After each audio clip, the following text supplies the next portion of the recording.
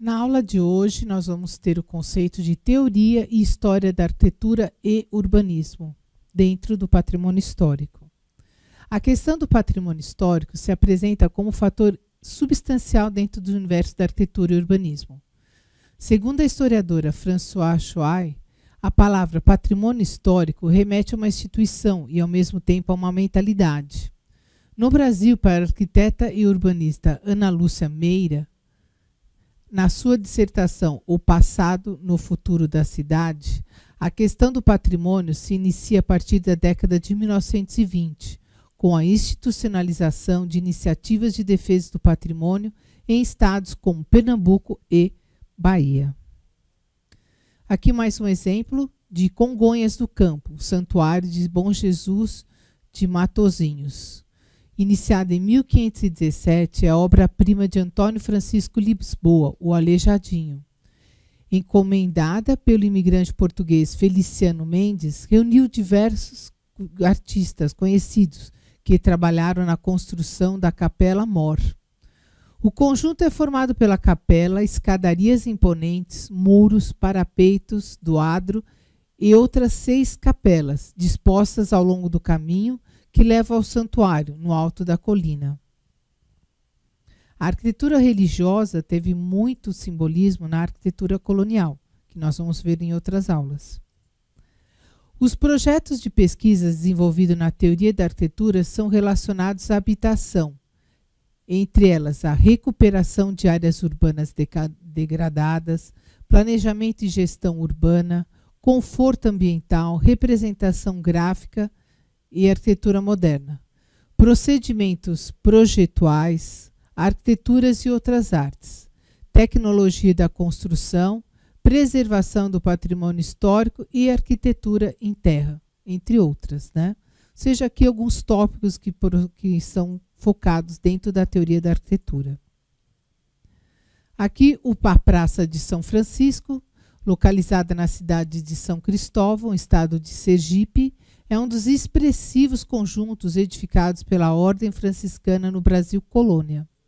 A praça possui uma composição dinâmica, própria em função da monumentalidade do adro e do cruzeiro e da ruptura com a ideia de equilíbrio e simetria comuns a outros conventos franciscanos. O conjunto da praça remete à disposição da Lei 9 das Ordenações Filipinas. É um registro íntegro e autêntico de períodos representativos da história do Brasil, a aliança das culturas das coroas portuguesa e espanhola, sob o domínio dos reinados de Felipe II e Felipe III. A cidade de São Francisco é uma das mais antigas do país e foi a primeira capital de Sergipe, sendo fundada em 1590. Em torno da praça são 10 prédios, incluindo a igreja e o convento de São Francisco. Aqui um foco de vocês verificarem de que todo o urbanismo da cidade, toda a questão do centro, dispõe a organização política e social da cidade. Representantes do pensamento de vanguarda da época possibilitaram a intensificação da cultura de preservação patrimonial, ampliando ações a nível federal até a criação, em 1937, do patrimônio, do Serviço do Patrimônio Histórico e Artístico Nacional, SESFAM, e com a promulgação do Decreto-Lei, da Lei do Tombamento Nacional, no mesmo ano. Por tombamento, entende-se, segundo Paulo Afonso Leme Machado, mestre e doutor em Direito Ambiental, a inscrição de um bem em um dos livros do tombo existente no Instituto do Patrimônio Histórico Artístico Nacional. Essa prática vem sendo realizada a nível federal no Brasil pelo IPHAN, que, na sua trajetória 1937 a 2010, que agora já vamos atualizar isso, né? Até os dias de hoje, já tombou cerca de 1.010 bens, incluídos em 4 livros de tombos. Esse é o último dado que eu consegui em bibliografia. Parque Nacional do Iguaçu, habitada pelos índios guaranis, foi explorada pela primeira vez pelo conquistador espanhol Cabeza de Vaca.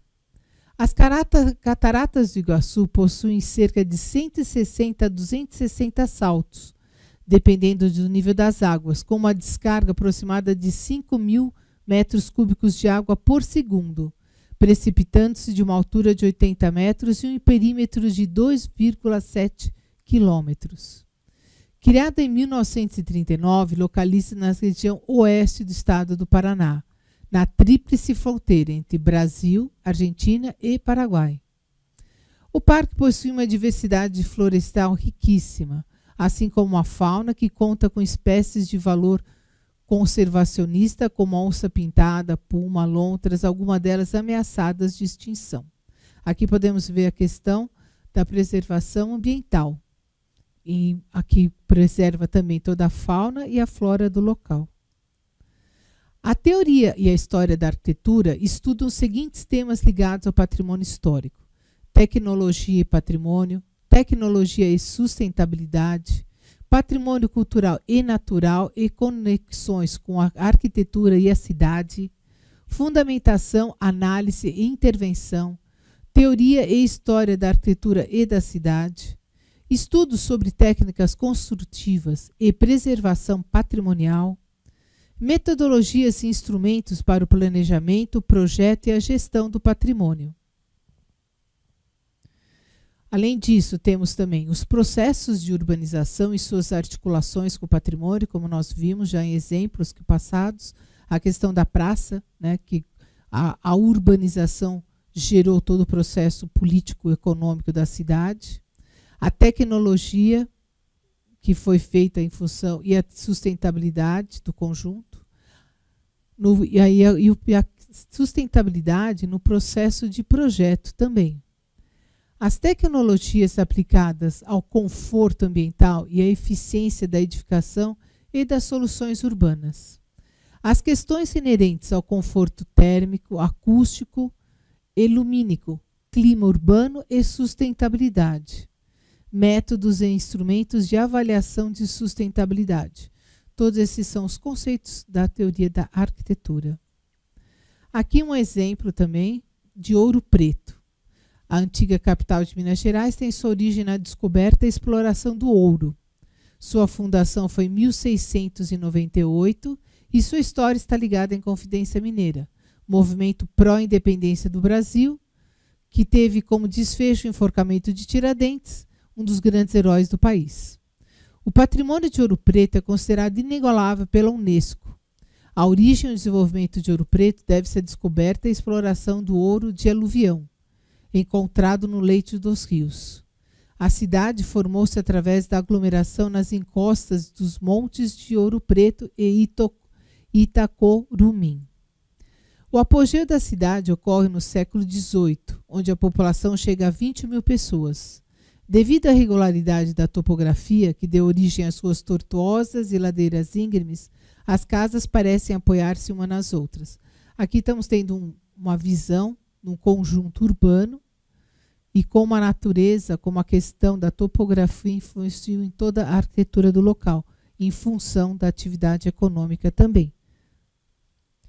Estudos da teoria histórica e prática da conservação, preservação e restauração de edifícios e a reabilitação e revitalização de conjuntos históricos.